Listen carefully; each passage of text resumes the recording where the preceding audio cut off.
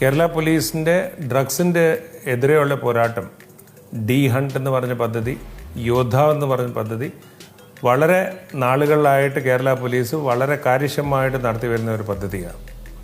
ഇതിനകത്ത് തന്നെ യോദ്ധാവ് എന്ന് പറഞ്ഞൊരു പ്രോഗ്രാം നടക്കുന്നുണ്ട്. അതിനകത്ത് ജനങ്ങൾക്ക് ഒരു നമ്പറിൽ ഏത് വേലും ഡ്രഗ്സിനോട് റിലേറ്റ് ഇൻഫർമേഷൻ കോൺഫിഡൻഷ്യലായിട്ട് പാസ് ചെയ്യാൻ സാധിക്കും.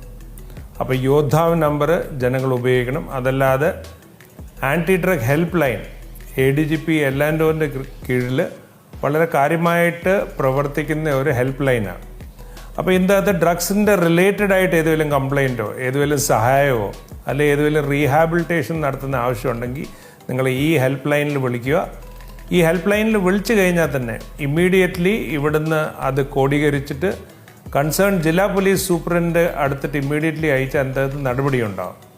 അപ്പം ഡ്രഗ്സിൻ്റെ ഏത് കാര്യമായാലും നമുക്കറിയാം, ഇപ്പം ഡ്രഗ്സ് വലിയൊരു ആപത്തായിട്ട് വന്നേക്കുക സൊസൈറ്റിയിൽ. അപ്പം ഡ്രഗ്സിൻ്റെ ഏത് റിലേറ്റഡ് ഇൻഫർമേഷൻ ഉണ്ടെങ്കിൽ നിങ്ങളുടെ ഒരു അഡ്രസ്സ് ഇവിടെ സ്റ്റോർ ചെയ്യത്തില്ല.